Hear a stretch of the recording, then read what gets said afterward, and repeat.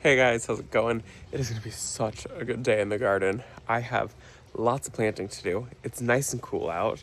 And then I think this evening, Brent and I may try, we may, possibly, not 100% certain on it yet, to get some more of the stonework done today. So I would definitely like to get it done, but we'll see how it goes today. It is so cool out here. Like, I could use like a little light jacket.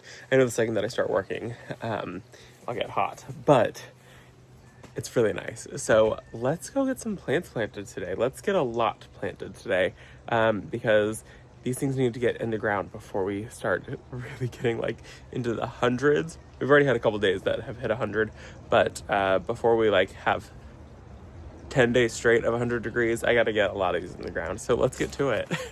So the first thing that we're gonna get planted today is this Artemisia. It's called Silver Lining. I've never grown Artemisia before, but it's so pretty. It always catches my eyes. I don't know why. Every time I look at it though, it reminds me of owls. I don't know. Don't ask me why. It's just, I don't know. Is it, I literally can't even guess why. Anyways, 16 inches tall and they get about 30 inches wide. So they kind of like are low growing, but they'll kind of spread out, which is really good for where I want these guys to go. And then they're hardy in zones 4 through 9, and they are full sun lovers. So they're really, really pretty. I love this color. I don't think this is Brent's favorite color in the garden, but that's okay. He'll be all right. And so where they're going to go is going to be full sun. I'm hoping that they'll do well where they go. A lot of things don't do well where I'm going to plant these. So I'm going to keep my fingers crossed, say a little prayer for these guys. And it says that they do best in excellent, it says an excellent choice for hot, dry sites. Okay, we'll see what happens. The next one that I want to get planted is phlox, and I love phlox. So I've got 3 of these right here. This is opening act called Ultra Pink. I'll show you the tag so you can see the color. Really pretty. 28 inches tall, and then they're going to spread about 30 inches, and then they're hardy in zones 4 through 8. But they do come back for me in zone 9A, Northern California. So with this one, it says that it's ultra pink, but the blooms that I'm seeing are a much lighter pink. These ones kind of look like the pink polka dot one a little bit. So we'll see what happens when I get them in the ground. You can see there's a bunch of blooms coming, which is really exciting. And I love phlox. I've got 3 of these guys. It says that it's an early blooming phlox and that it will add long seasons of color to the garden. And then what's kind of funny is on the back of this, it says overall, it looks light pink, but the photo does not look light pink. So we will see what happens. If that's the color that it is, the tag is definitely wrong. Don't believe that. It says light pink on the back, so I'm going to assume it's going to be light pink because that's what the flowers also show. It says to plant these in full sun. I don't plant them in full sun unless it's only full morning sun, at least in my growing zone. I think if you're in like a northern state, definitely plant it in full sun. Us like southern climates and like California climates, we need to plant these in morning sun only with a little bit of shade.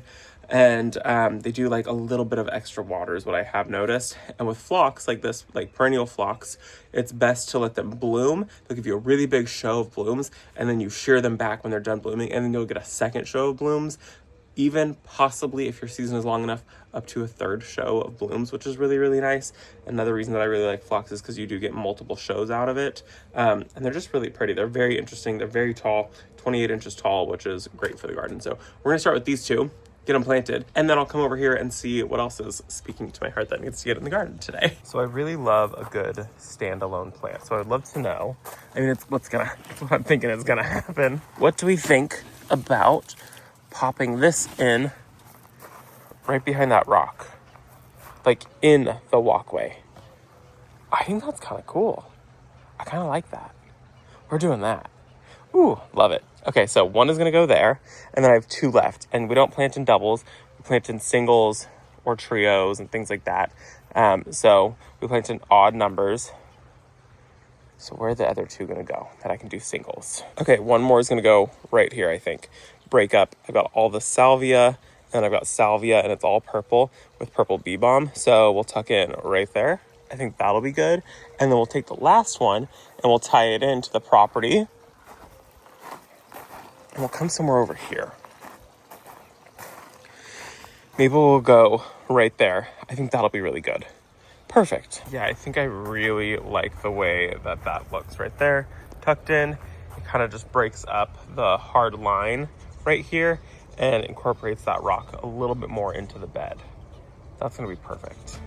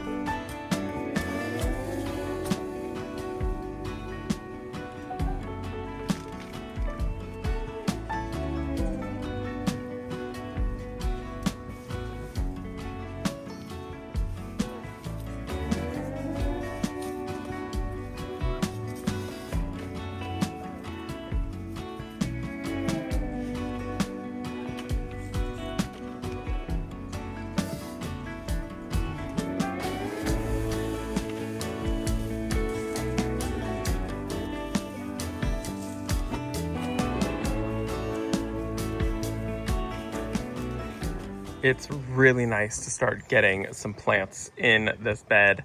I have this huge empty space right here. Also, if you hear the roosters, not my rooster. It's a wild rooster. It'll be really nice to have the phlox here. They'll fill out this area. It's gonna get a little bit of afternoon sun, so we'll see how these guys perform right there. I'm hoping that they do well with getting like some shade a little bit from the lavender, because like this will get the sun, and then I'm hoping it casts a little bit of shadow back there. We'll see. I do need to run extra irrigation to those right there. I'm noticing that in this bed right here, because of this tree, the tree takes up so much of the water. So I was digging down and it really wasn't all that wet right there, and our irrigation just went off this morning, so it should be a lot wetter in that area. This tree is just taking up every last drop that it can get. Plus I have lavender there, which is actually pretty water hungry. If you're growing lavender, make sure it gets extra water. So I'll go through and I will pop a 2-gallon-per-hour emitter at the base of each of those, so each one of those is getting their own specific amount of dedicated water. Hopefully that helps a little bit. Let's see what else we can get planted today. Also, the Espalier is being taken care of by Brent today, so he's working on that today. That's what he's doing. So next that I want to get planted, I think, is the summerific. Oh, What are you doing? Next is going to be this summerific ballet slippers hibiscus. I already have one on the property, and this is what it looks like. I cannot wait for it to bloom. I love the little red center in there. I think it's that unexpected red, which is really nice, and then the soft pink right on the edges. I'm really excited about it. Full sun to part sun. It's going to do best in full sun. It's also going to do best with a lot of extra water. So it's supposed to get 7-inch blooms on it. So really massive blooms. I can tell that this one is in need of a feeding because it's got a little bit of yellow on the leaves happening right there. So I want to make sure that that gets a nice little feeding when I get that planted. I'll go in with a little extra fertilizer on this. Full sun, extra water, a little extra fertilizer. This is going to get about 52 inches tall and wide. So it's going to get quite large in the garden, but I think it'll be great. This whole shipment of plants came because of that one plant. I had them send me some plants earlier this year, and they didn't have this one plant on there, and I didn't even think about it. I went and I bought one of these, not even remember that. I had asked Walter's Garden to send me out one of these, and they sent me an email. They're like, hey, do you want some more plants? We really want to send you this one plant, and we would like to get you some other ones too. And I was like, yeah. Absolutely. So now I have 2 of these guys, which I've never been like a huge hibiscus fan. I like them in other people's gardens. Brent loves them. So I bought the ballet slippers for him, not remembering that they were going to send this out. And then now we have 2 of them. So I'm going to put one in the backyard. It'll lend to the repetition on the property. I want lots of repetition. I want you to see it in one space and then see it again in another space. And why not? This is a huge plant. It'll fill out great. It's going to get full sun. One thing about hibiscus is that it's going to be one of the last things to start growing in your garden in the springtime. So with hibiscus, they're very, very late. So you're gonna be like, it's dead. It's not coming back for me. I killed this plant. Give it 3 more weeks and then it'll come out. And what's gonna happen is it's gonna die all the way. It's gonna die. All of the like leaves and the flowers are gonna come off it in the wintertime. And then you're gonna cut it back to the ground. And it's just gonna be these little tiny sticks in the wintertime.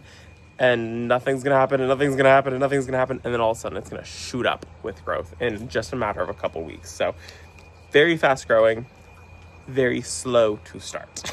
And then the very last thing that I'm gonna get planted today is this perennial geranium. And I've never been a huge fan of geraniums before, but this one piqued my interest. It looked so pretty. Let me show you the tag. It just looks so good. I know a few people who have grown it who didn't love it, and I know a lot of people who have grown it who absolutely loved it. So I'm hoping I can find the right spot for this in my garden. I have 5 of these guys. I think they're really, really interesting. 26 inches tall and close to that wide, about 28 inches wide. Hardy in zones 3 through 8, and it says that it wants full to partial sun. I'm gonna give these guys full sun. So lots of sun, and I can see there are some purple blooms still coming, but it looks like it also had already sent out a flush of blooms on these guys. It says that it blooms early to late spring, so it'll be fun to kind of watch these guys, see if we continue to get more blooms, and then if it stops blooming, and then it's just foliar growth. I'm excited to see what these guys do. And then it says that I should cut it back after it's done blooming to encourage more growth. So I'm gonna plant it and see if more blooms come, but I can see that there are definitely already lots of spent blooms. A lot of these are. So I'm hoping that I get it planted and then maybe I get a few more blooms out of it. I actually get to enjoy the purple in my garden. It says that it prefers well-draining soil and it's a little bit more drought tolerant once established. So I'm gonna make sure that it gets lots of water at first, especially this first year, and then by next year we can cut off on the water for it and let it be a little bit more drought tolerant, but still getting plenty of water. And I think that those are going to be the last plants that I get planted in the ground today. And then we're going to go ahead and try to work on the greenhouse a little bit. And Brent is already making huge progress on the Espalier. So the hibiscus is going to go right here. And I know what you're thinking, Robbie, there's no room right there for a hibiscus. Well, let me tell you, I hate these dahlias. I don't like them at all. So I'm taking the dahlias out. I'm tossing them. I'm getting rid of them. Somebody's going to be upset with me for tossing dahlias. This is not how these guys were advertised. So they came out wrong. I hate it. I can't stand looking at them. I don't love this. And of course there's a bee on them right now. It's a carpenter bee, but You have so much extra food in the garden. You'll be fine without these dahlias. And then these ones, they're brown, and then they're brown. So I don't like it. I have to take them out.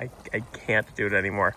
And we don't keep things in our garden that don't bring us joy. And these do not bring me joy. They bring me frustration. So we're taking them out, putting a hibiscus there, and it's going to be way better. It's going to be so much more beautiful. I think that will be the perfect spot for it.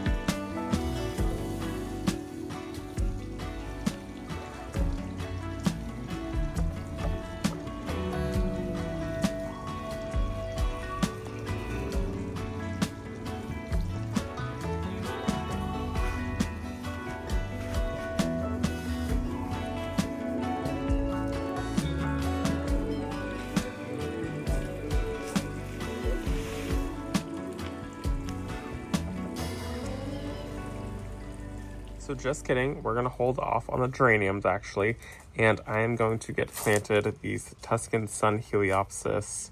Yeah, I think that these will be fun. I've got a really good spot for these guys, and I want to get them in the ground. So that way these guys are out of their containers. They're really big, and they're taking up a lot of water. So I think when they're out of their container, they'll be much happier. 36 inches tall and about 20 inches wide, hardy in zones 3 through 9. And it's a more compact version of heliopsis, and it's got these really pretty yellow flowers. I'm not typically a huge fan of yellow, but I really liked these ones. Look at the tag. I mean, it just looks like a shrub of blooms. So I'm excited to see this one in the garden. It says that it's heat tolerant, drought tolerant, and super easy to care for, and native. So this one should do a lot in the garden. It says deadheading is helpful but not necessary for longer bloom time, and then you can divide it in the spring or fall if you need to do that. So I'm kind of excited, and I think I have like 8 of these. I have like a ridiculous amount of them. So let's go ahead and get these guys placed, and then get them all planted.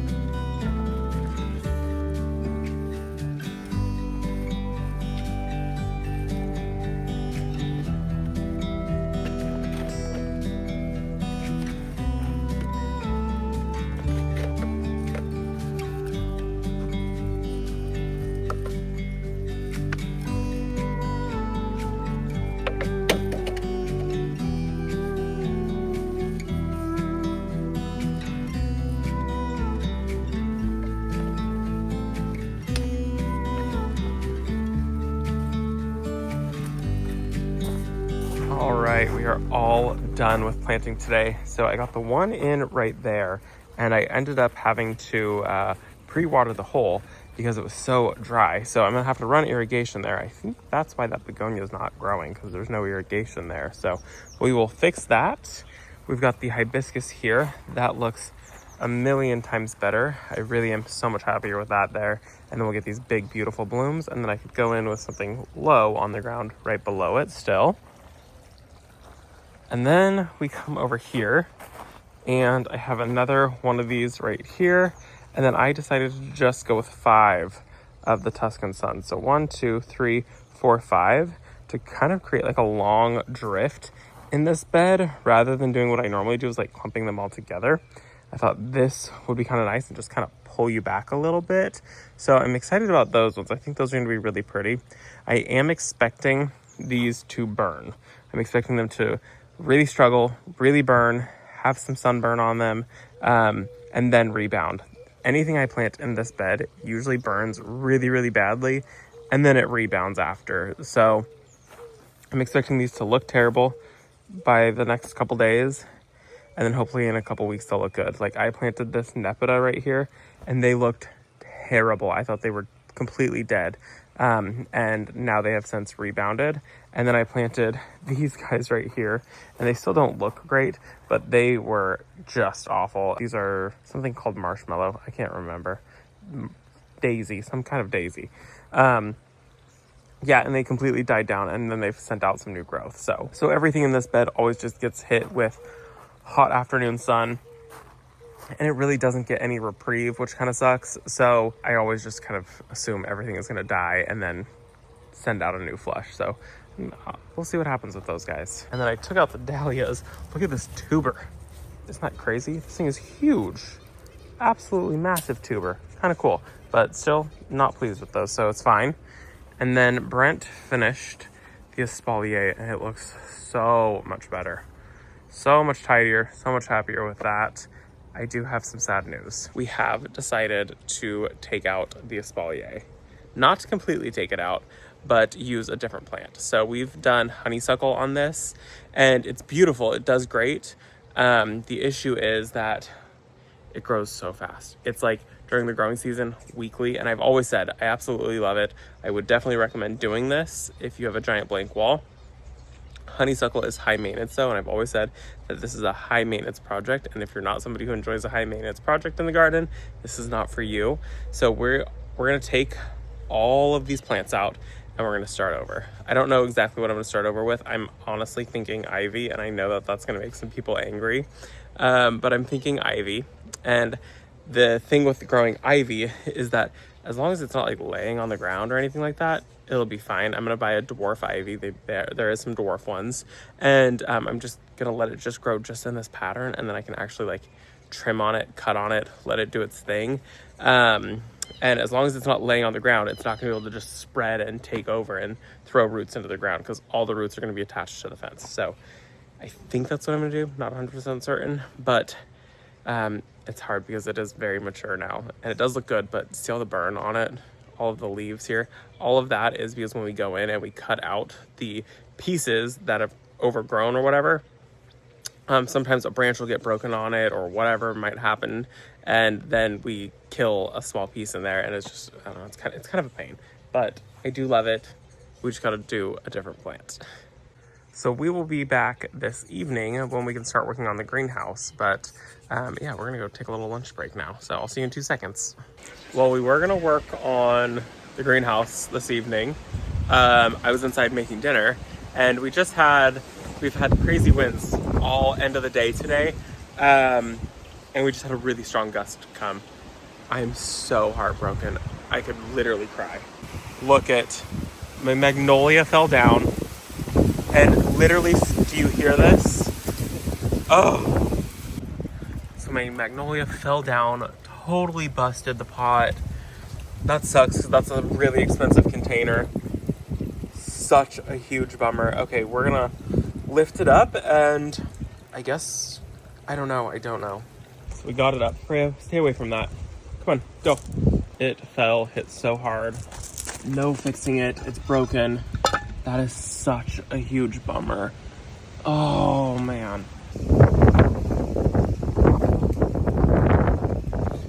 So Brent is going to tie all those pieces together just to, for the evening, hold some moisture into it. I'm gonna go finish cooking dinner, and then I guess maybe tomorrow morning I'll get that planted. And I'm not even going to work on the stone tonight. I think tomorrow we'll get that planted. That's such a bummer. So we ended up just tying it up so that way some moisture can stay in tonight, and then we're gonna go ahead and get it completely planted tomorrow. So it's such a bummer that that pot broke, because terracotta is, I mean, any pot is not cheap right now, but terracotta rolled rim pots, not cheap. So that does suck. I don't know what I'm gonna do. I mean, there's nothing I'm gonna do, but we did find a spot. I was thinking that we would put it where the bird bath is in the backyard, and Brent said that he would like it up in the front yard. So tomorrow morning, actually probably tomorrow afternoon, I will get it planted in the front yard. I think we found a good spot for it. It's gonna go in the lawn up there. Let me actually take you guys up there right now while there's still just a little teeny tiny bit of light left. So this is the front, and we've decided that it's gonna go right here inside the fence. So it's gonna go in the lawn. I will dig out tomorrow and we'll just kind of pop it in the lawn right here. I think that that'll be actually really, really nice. And it's gonna get about 15 feet tall and wide at maturity. Not the fastest growing, so it's not gonna be one that like takes over or anything, which will be really, really nice also. And then once it grows up, we're gonna kind of limb it up so that way it's kind of like an, I don't know, like you can see underneath it still. You'll be able to kind of see through it and still be able to see the front of the house completely. And then it won't hinder our like driveway over here, and it won't hinder the walkway or driveway on this side of the fence either. So I think that'll be a good spot for it. And it only getting 15 feet tall is not going to hinder our solar either. This is 9 feet, so it's gonna go like 5 feet taller, which it's far enough out that it's not gonna cause any shadows or anything like that on the solar panel. So I think that'll be a good spot, and I'll see you in a couple seconds when we get it planted. And I do have an extra terracotta pot right here, but I'm not, it's the same exact size, but I'm not gonna put it in there. I think we're just gonna put it in the landscape, call it a loss on that terracotta pot, and then I can use this one for something else. What that else is going to be that goes in that pot, I have no clue. And if you guys have suggestions on what to do with a broken container, let me know. I feel like I'm wasting it because I don't want to throw it away. Oh, bummer. Anyways, I'll see you in a couple seconds when we get it planted in the ground tomorrow. It is the next morning, and it's still extremely windy, but it's really weird because it's coming in really big gusts. So it's like really windy and then no wind at all. And then really, really windy and then no wind at all. Like the willow tree right here was just going like absolute crazy just a minute ago, and now it is not. So it's, I don't know, it's really weird. Usually if it's windy here, it's like all windy or like a very slight breeze. It's never like all wind, no wind, all wind, no wind. I've never seen this happen, and we've never had wind strong enough to knock over a giant planter. So that is a little bit upsetting. Shovel, fertilizer. So let's go get this planted now. I've got the gorilla cart because that's what I'm gonna have to put it in. And I'm just not gonna put the pot, I'm just gonna take just the tree itself, and I'm hoping that I can knock off some of the soil that's in there so that way I don't have to dig such a deep hole.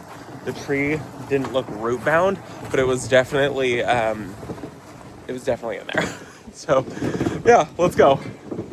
And I'm hoping that my tripod doesn't fall over in this wind, so we'll see how that goes.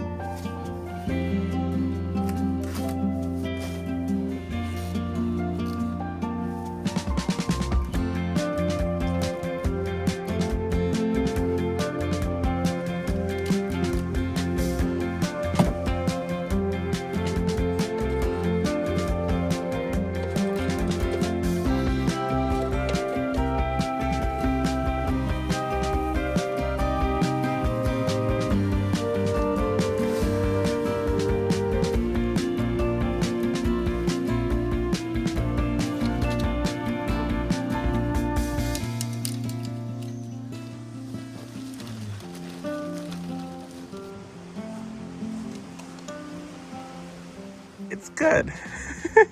I am actually really happy to have it up here. It's going to lend to my neighbors having privacy on their property a little bit. It's going to lend to us having some privacy in this front room. Okay, there was no wind 2 seconds ago. Now it's all wind. And then also lend to a bit of privacy when we are on the front porch. So overall, it's good. We knew we wanted a tree up here anyways. Finding a dwarf one, finding something that we liked. I don't know. It is what it is. It was meant to be. It's fine. I did go in and I did limb it up quite a bit. So it was foliar growth all the way to the bottom. And I also did go in with bagged soil because the soil that's here was just mush. It was all wet and there was no way I was going to be able to properly compact it back down into and around this tree. So I figured, okay, we're going in with bagged soil. It'll also give it a really, really good feeding, which it needs. And it definitely needed a good feeding. We do fertilize this one, but not nearly as often as we probably should. So it should be much happier up here. It's also going to get a bunch more water because it's going to get the water from the sprinklers up here.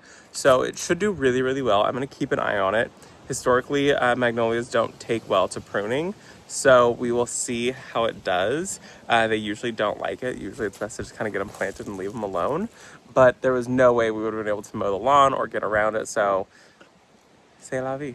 Anyways, thanks for visiting our garden. I hope that you guys enjoyed it. I enjoyed the day yesterday until that happened. Thanks for visiting, and I'll see you all in the next one. Bye, guys.